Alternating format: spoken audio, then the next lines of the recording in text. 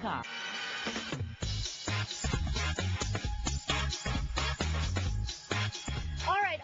March is Women's History Month and we are rallying behind the women this month. Marami rin pong mga strides that are being made by accomplished women. We're going to be talking a little bit more about that this afternoon on the show. Joining us via Skype is also a familiar face. We have her all the time here, and I love having her on the show because she is a wealth of information. Tracy Wilen-Daugenti is now joining us via Skype from, I guess, you're in Northern California, Tracy, right? Yes, I'm in Palo Alto, California. Yes, hello and welcome to Kababayan today. Great to see you. You too, Janelle. Thanks so much. All right, let's talk about women trends, women making strides. Your first point is women are sharks in the business industry. Oh, absolutely, Janelle. You know that popular show Shark Tank.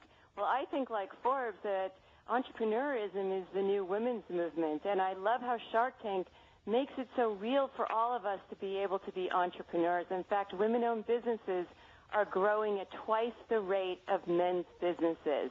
Right. It's fascinating. And even if they don't own their own businesses, they are in the driver's seat, being CEOs and really executive decision makers in several big firms.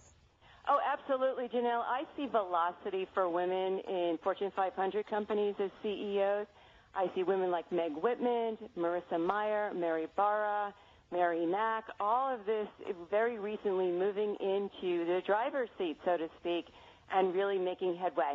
Why is it that, Tracy? What are innate qualities in women that help us, drive these big major companies? Oh, absolutely. Janelle, I think people need to realize that 52% of the population in America actually don't work for large companies, Fortune 500 companies. Most of us actually work for small and medium-sized businesses, but we don't always hear about those statistics, and the percentages of women in executive positions are much higher in those types of firms. Mm-hmm. And is it because of our intuition? Is it because of our tenacity? Oh, women, when I researched and talked to women about, they take risks, they don't view things as obstacles, they view things as opportunities. And if they hit a wall, they just make a right turn and they make, they overcome any kind of challenge. And speaking of overcoming challenges, women athletes are also overcoming struggles. Absolutely. It was a young woman, age 27, a Dutch woman, who won the most gold medals and silver medals in the Olympics in Sochi, 5 medals in total. And in 2012, there were more American women participating in the Olympics than men. And so I look at that as, these myths about women not being competitive, not wanting to win, not joining teams. To me, the Olympics were just examples of how this isn't true, and that whatever women pick, they're successful with it. Right. Gone are the days when women are thought to be just relegated in the homes, not to say that it's not a hard job, an admirable job, but also now women are coming out more. To what do you attribute this? Well, one thing is I think women have more options today. Let's face it, Janelle, when I grew up, I either worked as a teacher or you worked in a large company.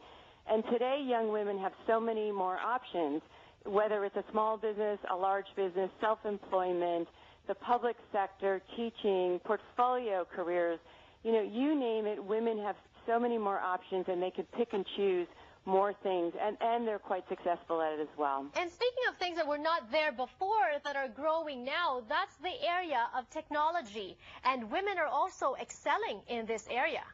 Janelle, women are fast adopters of technology, especially technology that they think is useful, such as mobile devices, social media. I mean, they're driving the use of Instagram, Facebook, Pinterest, and they're quite savvy with it. Well, if you think about it, this is the same direction that marketing's going.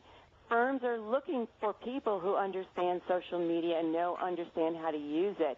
And women have a great opportunity here, and many of them are starting startups and having them sold and really making some great dollars. Right. And when you talk about women trends, Tracy, I know these are just 4 of the things that you talk about in your blog, in your talks, perhaps in your book? The new book out is called Employed for Life. Thank you, Janelle. It came out this January, and it's about staying employed for a long life. Congratulations, Tracy. Now, armed with all these things that we know about women, how do you think should we use it? Oh, number one, I think we need to continue to be role models. Janelle, you're a great role model. Oh, women look up to you. They look and see, oh, I could be like her one day, and I hope so. So I think role modeling is really important. Number two is I think education is also important. And number three is keep on top of that technology, because the future is a very complex technical world. All right. Well, thank you so much, Tracy, Wilen-Daugenti. We're not afraid because you're always here giving us tips, sharing with us everything that you know, everything that you've researched. More power to you. Thank you, Janelle. Tracy Wilen-Daugenti, thank you so much for joining us on the show. We will be back for more. Don't go away.